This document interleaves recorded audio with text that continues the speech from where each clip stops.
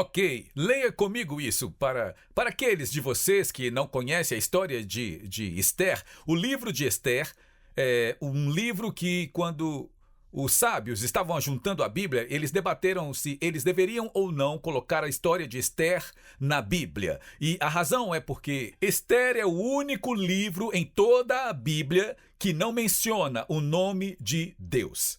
E a razão disso é porque quando tantas coisas estavam indo, o que parecia estar dando errado para o povo judeu, Deus estava trabalhando nos bastidores para virar a história de cabeça para baixo. Agora, deixe-me reiterar isso. Este é o único livro na Bíblia que Deus não aparece. Não parece que ele está lá, não parece que ele está respondendo oração e o nome de Deus nem é mencionado. Mas a história nisso, a razão pela qual ele não é mencionado é o que você e eu já sabemos. Sempre que algo parece impossível, Deus ainda está lá e ele está trabalhando a seu favor. O que Satanás quis usar para o mal, Deus está usando isso para virar a sua história de cabeça para baixo. Você recebe isso nesta manhã? Leia a história de Esther. Esther é a história de quando Israel estava em cativeiro babilônico e um homem maligno, Amã, engana o rei para emitir um decreto para que todos os judeus fossem mortos. E é aqui onde o tio de Esther, Mordecai, vai e diz a ela: para tempos como estes. Leia comigo no livro de Esther, capítulo 9, verso 17. Isso aconteceu no 13º dia do mês de Adar, que é onde nós estamos agora, e no 14º dia do mês eles descansaram e fizeram deste um dia de festa e alegria.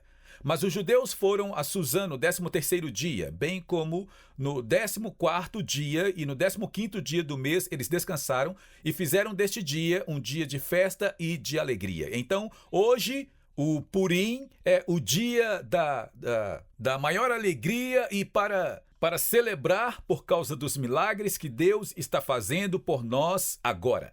Portanto, os judeus das aldeias que habitavam na cidade velha celebraram o 14º dia do mês de Adar como um dia de alegria e festa, como o dia santo, para enviar presentes uns aos outros. E Mordecai registrou estas coisas e as enviou em cartas a todos os judeus que estavam nas províncias do rei Assuero, tanto perto como longe, para estabelecer entre eles que eles deveriam comemorar anualmente o 14º e o 15º dia do mês de Adar, como dias em que os judeus tiveram descanso de seus inimigos, como um mês que se transforma de tristeza em alegria para eles. E do luto, eu não consigo ler, eu escrevi muito, o luto em dia santo, e que eles deveriam fazer desses dias de festa e alegria, de enviar presentes uns aos outros e ofertas. E então os judeus passaram a observar a tradição da celebração conforme Mordecai havia escrito, pois Amã, que era o seu inimigo, o filho do Agagita Amedata, inimigo dos judeus, tinha conspirado contra os judeus para aniquilá-los e havia lançado o pur, isto é, a sorte, o rolar dos dados, para consumi-los e destruí-los. Mas quando Esther foi diante do rei, ele escreveu um decreto que esse plano perverso que Amã havia arquitetado contra os judeus voltasse para sua própria cabeça e que ele e seu filho fossem pendurados na forca. E assim chamaram estes dias Purim ou Purom, pela expressão pur, considerando tudo o que havia escrito na carta, o que tinha visto a respeito deste assunto e do que lhes tinha acontecido. Os judeus estabeleceram e impuseram a si mesmos e aos seus descendentes e a todos os que se juntassem a eles. Estes somos nós, que sem falhar devem celebrar estes 2 dias todos os anos, de acordo com suas instruções escritas e de acordo com suas datas prescritas. Então, aqui nós temos uma situação que é muito poderosa para você e eu tomarmos posse. Agora, eu digo isso o tempo todo. Deus é Deus 24 horas por dia. A cada momento, a cada dia, Deus é Deus. Mas há aqueles momentos designados em que Deus é mais poderoso, Deus é mais... suas bênçãos são mais fortes, sua unção é mais forte. Hoje é um dia desses momentos. E este é um tempo não tanto para para um milagre espiritual, mas para um milagre físico em sua vida, que abrange todas as outras coisas. Agora, deixe-me contar muito rápido a história de Mordecai e Esther e Amã. O livro de Esther, em hebraico, é chamado de Esther Penim, e Esther Penim significa a face oculta de Deus, onde nós não sentimos Deus, nós não vemos a Deus, não experimentamos Deus, mas ainda assim, tudo o que parece ser negativo está realmente trabalhando para virar a história de cabeça para baixo. Todas as coisas que... Nós vivemos por Romanos 8:28, todas as coisas. Alguém diga todas as coisas. Todas as coisas cooperam para o bem. Mas isso parece ruim. Todas as coisas cooperam para o bem. Isso parece ser o seu inimigo. Todas as coisas cooperam para o bem. Então, deixe-me contar a história rapidamente. A história de Esther. Israel estava no cativeiro babilônico, e eu vou contar bem rápido. Israel estava no cativeiro babilônico. Eles começaram a assimilar os babilônicos e a deixar sua religião, deixar a sua tradição judaica. E na medida em que o rei pedia... Agora, havia um rei, quando eles originalmente foram para lá, era a favor dos judeus e que cuidou dos judeus. Mas houve um rei que veio depois desse, e os conselheiros dele foram até ele e disseram: ouça, agora é hora de destruir os judeus. Deus já acabou com os judeus, Deus terminou com eles, porque havia uma profecia que dizia que depois que Israel se tornasse cativo, passariam 70 anos, Deus os libertaria e eles voltariam para Israel e eles reconstruiriam o templo. Mas eles se esqueceram que Deus disse que quando Israel fosse derrotado, quando Israel fosse levado em cativeiro, então quando Israel fosse levado em cativeiro, foi só 14 anos depois que Jerusalém foi derrotada, quando o templo foi destruído. Então, quando os sábios do mundo vieram, eles disseram que os 70 anos haviam se passado e que Deus havia terminado com Israel, que havia acabado, que não havia mais nada para fazer por eles. Mas eles realmente erraram as contas em 14 anos e Deus não havia terminado com Israel. Então, ao pensar que Deus agora já havia terminado com Israel e que Babilônia e o rei agora iriam governar o mundo, porque não há mais Deus, ele não é visto entre os judeus, o rei faz uma festa gigante que dura dias e dias e dias e dias. E, infelizmente, várias pessoas do povo judeu foram para a festa e fizeram parte daquela celebração. Eles realmente usaram coisas do templo que eram roubadas de Jerusalém. E então eles estavam violando as coisas do templo. Os judeus estavam realmente se envolvendo com a celebração da destruição de Jerusalém. E infelizmente nós vemos isto acontecendo hoje. Vemos judeus que estão defendendo Israel, vemos judeus que são contra Israel e contra Deus, vemos a mesma coisa. Então, a história está se repetindo. Então, esta festa continuou por meses e meses e meses e foi uma grande orgia e bebedeira. E o rei estava se gabando de como a esposa dele era linda, a rainha Vasti.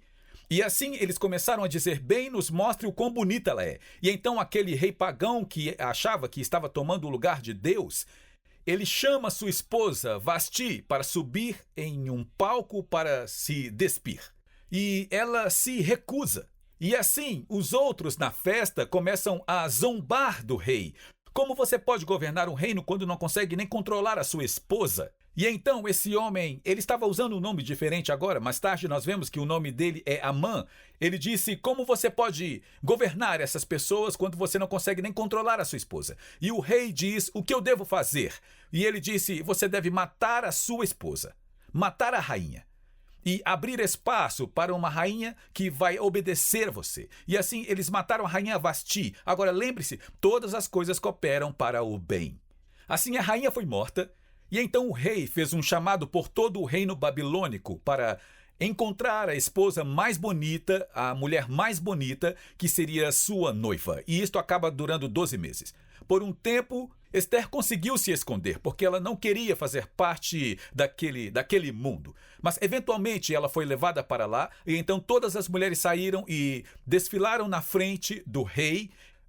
Esther entrou sem maquiagem, ela não se vestiu provocativamente, e ainda assim, quando ela passou, sua beleza interior, a presença de Deus, atraiu o rei para ela, e então o rei escolheu Esther para ser sua rainha. Agora, o que o rei não sabia era que Esther era judia. Ela foi lá sendo judia. Mordecai, que era um dos principais conselheiros do rei, disse a ela: não diga ao rei que você é judia. Agora, havia outro homem que, por 22 anos, havia sido um barbeiro. Na região babilônica, ele era um barbeiro, ele não era nada, mas ele conseguiu se esgueirar para dentro. Este é o homem que convenceu o rei a matar a sua noiva, matar a rainha. E assim ele cresceu em hierarquia e passou, eventualmente, ele se tornou provavelmente o segundo homem mais poderoso, com Mordecai abaixo do rei. E assim ele vai até o rei e ele diz: ouça, todo mundo tem que se curvar a você. Todo mundo tem que te adorar. Agora, o que a maioria de vocês sabe, mas talvez alguns de vocês não, é que Amã era descendente de Agag. Agag foi o rei que quando Israel deixou o Egito, Israel estava indo para um lado e o povo de Agag estava indo para o outro, mas eles seguiram os judeus e mataram os idosos, mataram as mulheres e os sequestraram. Esses são os descendentes do Hamas hoje. Eles são o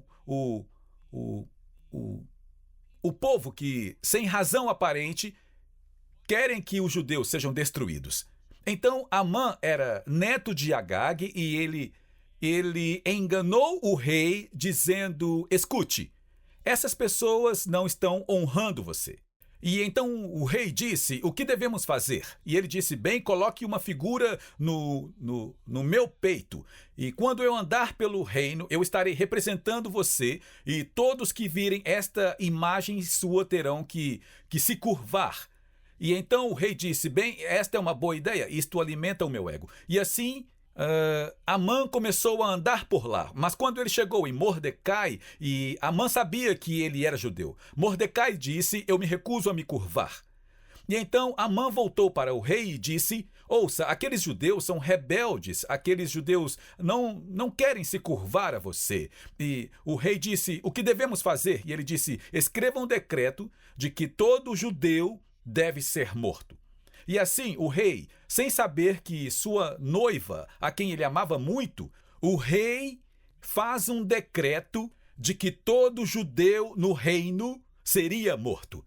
E assim ele diz: qual dia devemos fazer isso? E é daqui que nós tiramos a palavra Purim. A palavra Purim vem da palavra Purom, que significa rolar os dedos, ou tirar a sorte. E então, Amã, querendo provar que Deus não estava mais envolvido com o povo judeu e que não havia um destino divino para o povo judeu, que era tudo acaso, que tudo era por acaso, então ele rola os dedos. E quando ele rola os dedos, sai o número 113. Agora, 113 comemora um dia da morte de Moisés. E então Amã disse: eu tomei o lugar de Moisés e eu sou agora o profeta mais importante da história. Mas o que ele não sabia é que 1113 é a data da morte de Moisés, mas também é a data do nascimento de Moisés. Mas o que ainda é mais importante de se lembrar é que Amã é um descendente de Agag e que 113 é a equivalência numérica ao nome de Agag. E por isso ele fica animado. Isso provava que Deus não estava mais envolvido com o povo judeu e que tudo era por acaso. Eu rolei os dados e saiu o nome de Agag. Mas lembre-se de que esta é a face oculta de Deus. Esta é a história de cabeça para baixo. E sim, quando ele rolou os dados, ele tirou 113, que é o equivalente numérico de Agag. Mas no outro lado saiu 664, que é o equivalente numérico do nome do rei Davi. E assim que ainda na superfície pareça ser Agag, o inimigo está batendo em você, nós que sabemos que Jesus Cristo é o nosso Senhor e Salvador, que somos co-herdeiros com Cristo Jesus e o rei Davi e o herdeiro Jesus está trabalhando por baixo em nosso favor. Alguém diga amém. Isto não é incrível? E assim, isso é quando o decreto é publicado de que todos os judeus seriam mortos. E então Mordecai vai até Ester e diz: Ester, para tempos como estes. Foi por isto que você foi colocada nesta situação. E então Mordecai disse a Ester: você precisa ir diante do rei e dizer a ele o que está acontecendo. E Ester disse: eu não vejo o rei há 6 meses. Ninguém era autorizado a simplesmente ir ao rei, nem mesmo a rainha. Você tinha que ser convidado. Se você simplesmente fosse, você poderia ser morto. E então Mordecai disse a Ester: se você se mantiver parada, não pense que você e sua família não serão destruídos. E isso é uma grande lição paralela para todos nós. Porque nós estamos em um momento agora onde os Estados Unidos estão mais divididos do que nunca e muitas pessoas estão dizendo: bem, quando se trata de eleição, sabe, é melhor eu me preocupar comigo, é melhor votar me preocupando comigo. Quando se trata de fazer qualquer coisa, nós sempre fazemos o que é a coisa certa a se fazer. Não importa o que o outro diga, não importa se parece que isso vai beneficiar você ou não. Entenda isso, quando você ou eu fazemos a coisa certa, isto sempre nos beneficia, mas quando não fazemos a coisa certa, isso sempre nos destrói. Lembra do que Mordecai disse a Ester? Ele diz: Ester, se você ficar em silêncio, não pense que você e sua família não serão destruídos. Mas Deus vai levantar outra pessoa. Agora, ouça isso. Em outras palavras, se você fizer o que é certo, você vai fazer parte do que Deus vai fazer. Mas se você não fizer o que é certo, você e sua família serão destruídos. Você não vai escapar só porque você está no reino. Mas Deus vai levantar outra pessoa. Em outras palavras, Deus vai ter a vitória. Então ele pode muito bem usar a nós para sermos parte desta vitória e recebermos a bênção. E sabe, só uma observação sobre isso. Quando ele diz você e sua família serão destruídos, o que ele está dizendo é uma observação de que eles não seriam apenas fisicamente destruídos, mas que o nome da família dela não seria lembrado. Sim, você é a rainha, mas ninguém vai se lembrar de você. Mas Ester fez a coisa certa. Ela clamou por um jejum, clamou para que todos clamassem a Deus. E não apenas sobreviveu fisicamente, mas aqui estamos nós, 2.500 anos depois, celebrando o nome dela para sempre, porque quando nós fazemos o que é certo, Deus nos dá a cobertura. Amém? Agora, uma observação sobre isso, bem antes disso acontecer. Mordecai, o tio de Ester, descobriu um complô de 2 homens que estavam trabalhando na cozinha do reino para envenenar o rei e assim ele os impede e salva a vida do rei, mas o rei não sabe disso. E ainda que o rei não saiba, isso está escrito nas crônicas do que está acontecendo no reino. Então, Ester finalmente vai diante do rei e sem aviso prévio, ela entra, em vez de pedir a morte dela, ele olha para ela e ela se veste bem, ela está bonita, ela está agora com maquiagem, ela tem um bom vestido, ela está com o cabelo penteado. Senhoras, esta é uma dica. E ela entra e em hebraico o rei diz haba haba. E ele olha para ela e ele diz: oh meu Deus, ele disse: oh Ester, eu te amo. Diga qualquer coisa que você queira, qualquer coisa que você quiser. Deus moveu o coração dele para ela. E ela disse: sabe, querido, eu só quero passar mais tempo com você. Eu só quero estar com você. Como podemos fazer isso? Vamos fazer um jantar especial. E ele disse: tudo bem, vamos fazer isso. E ela disse: você poderia convidar o Amã? Oh, o Amã, aquele que pediu a morte dos judeus, aquele que é descendente de Agag. O Amã ouve que Esther pediu que ele fizesse parte daquela refeição privada, daquele jantar privado. E então ele vai para casa, para a esposa dele e diz: isso vai ser incrível, eu vou ter com a rainha e com o rei, e eles vão me honrar e tudo mais. Agora, a esposa de Amã era uma bruxa, ela era envolvida com bruxaria. Na verdade, foi o pai dela que, quando o primeiro rei libertou alguns dos judeus para voltar a Jerusalém para reconstruir o templo, ele foi o homem, o pai dela foi o homem que tentou impedir isso. E então eles odiavam os judeus, eles estavam envolvidos em bruxaria. Foi ela quem disse: você precisa construir a forca e fazê-la com 50 côvados de altura. E se você pensar em uma base de uma forca de uns 20 metros de altura, e há toda uma revelação do porquê ela disse 50 côvados de altura. É algo incrível. Você só precisa de 3 metros de altura para enforcar alguém, mas ela disse para construir a 50 côvados. E há uma razão para isso. Mas então ele volta e ele vai para o jantar e está tudo indo bem. E o rei estava simplesmente apaixonado por Esther e Amã estava lá e o rei disse: o que você quer? Eu te amo tanto, eu quero fazer qualquer coisa por você. Ela disse: vamos fazer outro jantar. Vamos fazer outro jantar e convidar a Amã novamente.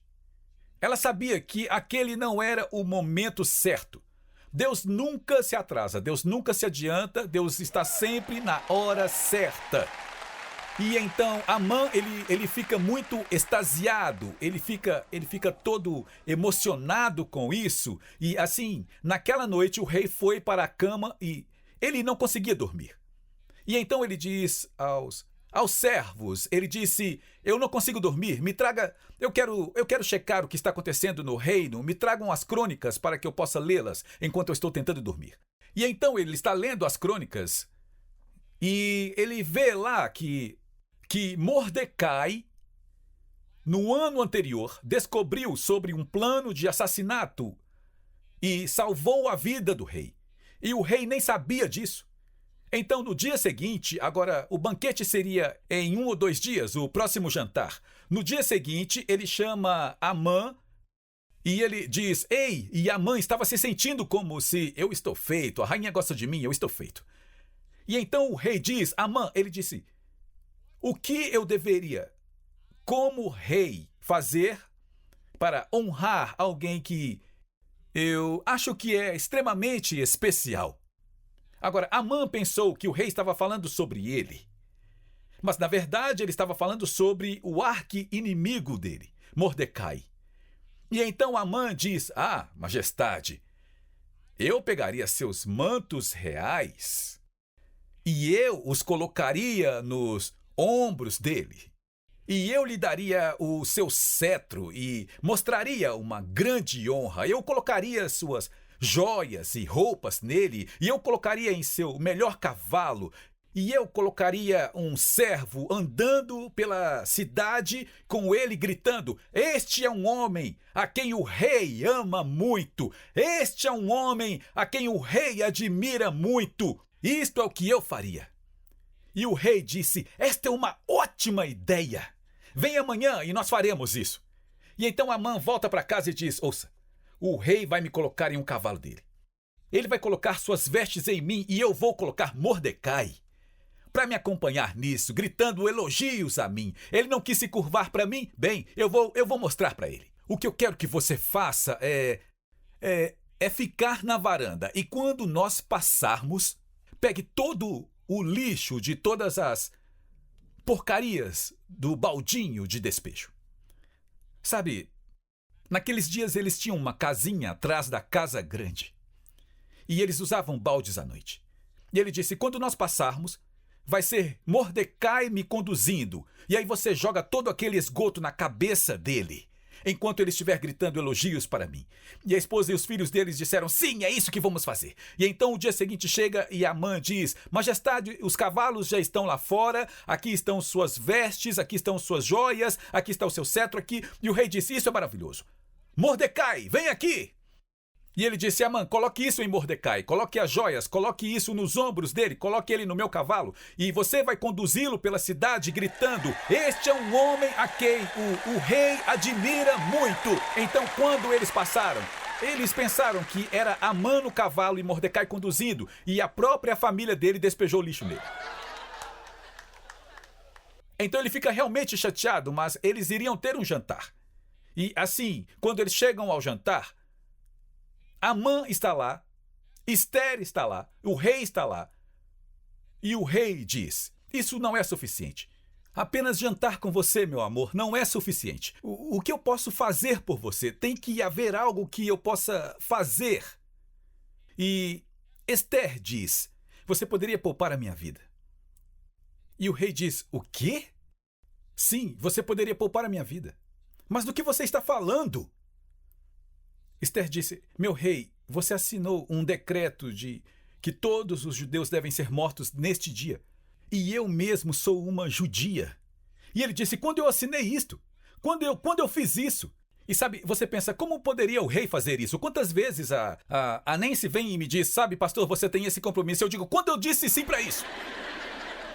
Certo? E então, ele nem, quando eu fiz isso, como isso aconteceu? E ela disse, Amã fez isso. E ele olha para Amã e ele diz, você fez isso? Você me enganou para que eu matasse a minha noiva, a minha rainha, o amor da minha vida? E ele ficou furioso. E então o rei se levantou e ele saiu para os jardins babilônicos, por assim dizer. E este era um dos seus orgulhos e alegrias. Era muito bonito. E quando o rei andava lá fora, ele viu que todos os ciprestes dele haviam sido cortados. E a razão pela qual eles foram cortados era para construir a forca para pendurar Mordecai e seus filhos. E então agora ele estava furioso. E a rainha vai para o quarto de dormir dela. E enquanto ela entrava, quando ela ia para lá, ela iria se deitar. Amã corre para dentro. Agora, nós falamos educadamente ao longo dos anos, mas como eu já disse a vocês, mas diz que ele foi e caiu sobre ela em sua cama. Mas o que ele estava tentando fazer era estuprá-la. E assim ele entra e cai em cima dela e o rei volta e se depara com Amã, tentando, aquele que queria matar a esposa dele, tentando estuprá-la. E ele entra em fúria e então diz, pegue a forca que estava destinada aos judeus e enforque Amã e seus 10 filhos naquelas forcas. E assim a história é virada de cabeça para baixo. Agora, o decreto havia sido escrito. E a maneira como funcionava naquele reino na época era que, uma vez que o decreto havia sido assinado pelo rei, ninguém, nem mesmo o rei, poderia reverter aquele decreto. E assim, o decreto ainda estava escrito de que todos os judeus seriam mortos naquele dia. Mas então o que o rei fez foi dizer, eu não posso reverter isso.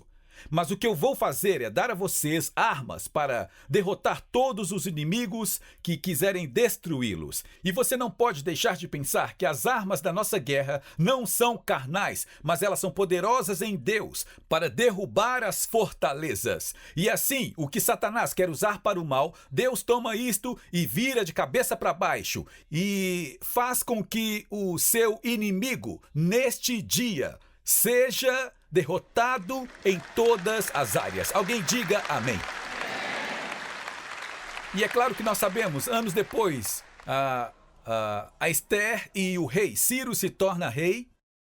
Obrigado por se juntar a nós na transmissão de hoje com o pastor Larry Huck. O pastor Larry trouxe muitas revelações de mudança de vida para o corpo de Cristo, incluindo ensinamentos sobre quebra de maldições familiares e os 7 lugares em que Jesus derramou seu sangue. Mas talvez a revelação mais extraordinária seja seu ensinamento sobre a restauração das raízes judaicas do cristianismo e a permanência com Israel. Convidamos você a conhecer mais sobre o nosso ministério visitando nosso site em larryhuckbrasil.com e nosso canal no Larry Huck Brasil no YouTube. Oferecemos muitos recursos gratuitos em português que irão enriquecer sua caminhada com o Senhor e prepará-lo para viver uma vida vitoriosa e próspera. Você também pode contribuir com o nosso ministério em larryhuckbrasil.com. Sua oferta, seja grande ou pequena, abençoará Israel.